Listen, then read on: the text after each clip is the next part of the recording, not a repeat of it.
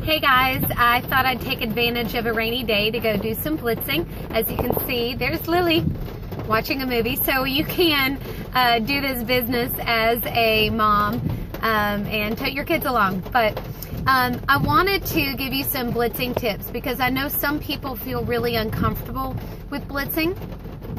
There's just something about this idea of walking up to somebody and starting a conversation with a complete stranger. So I want you to think of blitzing a couple different ways. One, there's always the standard, hey, can I give you a coupon?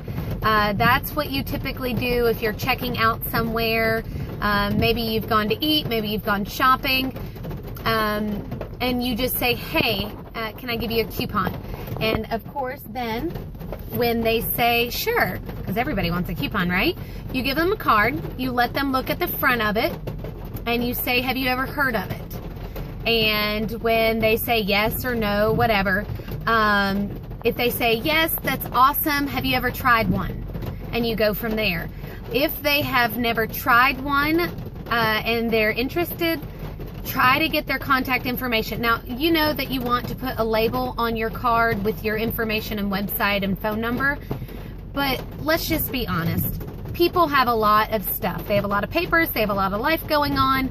So the reality is that 9 times out of 10, they're not going to call you just by you giving this card to them. What you need to do is get their contact information. So say that you have blitzed them successfully and they say, yeah, I'd love to try it.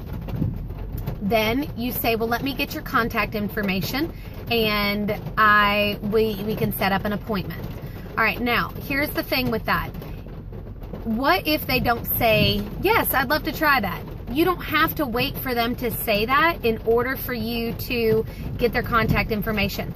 If they're looking at the card and they seem interested, then I say, why don't I get your contact information and I'll send you a link to my website. That works a lot of times.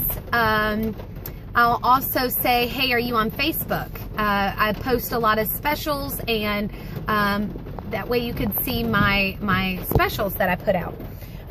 So that works as well. Another thing that I do is when I make sure that I get their contact information, you need to ask them, when is the best time to get in touch with you?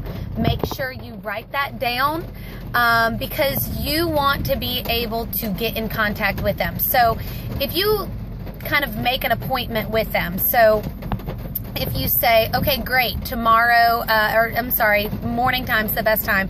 Can I call you tomorrow at 11 o'clock? Great, thanks, I'll call you then. Because if you set up an appointment, they are more likely to be expecting that phone call.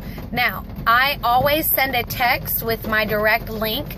That way they have a chance to check it out and you can say, hey, I'm looking forward to talking to you tomorrow at 11 o'clock. Okay, so that is your standard blitzing experience if you are checking out somewhere. Now, I will give you some advice as far as if you're purposely blitzing and you go somewhere that is busy, you're not going to be able to have that conversation with someone while they're working. One, it's rude, and the people behind you are going to get impatient and they may get in trouble at work. So you don't want to do that. What you can do is quickly jot down their number and ask them what time they get off of work and call them then. Another way that you can blitz, and this is the more uncomfortable kind, is talking to a stranger. Now, not everyone can strike up a conversation with a complete stranger. It's very uncomfortable for me, even though I don't have a problem talking to people. It's just that awkward, how do I start a conversation? So, for example, on Tuesday, I went to Fresh Market to get the $2.99 chicken. And we were waiting for a really long time. So I just started striking up conversations, talking about how long we were waiting. And I ended up blitzing 2 women. Now, it is okay if you ask for their contact information and they don't give it to you. You've planted a seed, you've talked to them, but for that specific instance, she was talking about how she was a runner and how her joints hurt her really bad. And so I started talking to her about relief, and then I started talking to her about the greens, and a woman standing next to her chimed in and said, hey, what's that? So I ended up giving both of them cards. They're very interested, so we'll go from there. Don't feel like you have to push a conversation. Compliment someone. That's a great way to start a conversation that's not awkward. Everybody wants to be complimented. So if you compliment their shoes or their purse or their jewelry and strike up a conversation, let it flow naturally. Don't, as soon as they say thank you, say, hey, can I give you a coupon? Try to carry on a conversation with them for at least 30 seconds to a minute before you blitz them. One way that I transition is I will, if we're talking about how great their purse is or whatever, I'll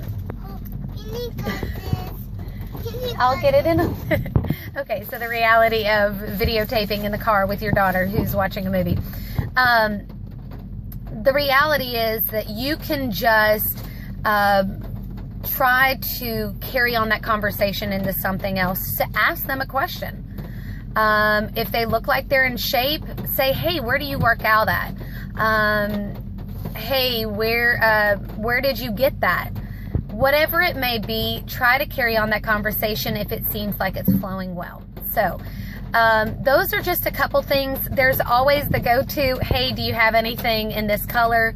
And then give them the card. Lots of different things. The most important thing that you need to remember when you're blitzing is not to throw up on people. And I know some of you might get so nervous about it that you physically want to throw up. I'm not talking about that. I'm talking about saying too much. When you give them a blitz card, all you have to say are the things that's on there. Hey, can I give you a coupon? Okay, give them the coupon.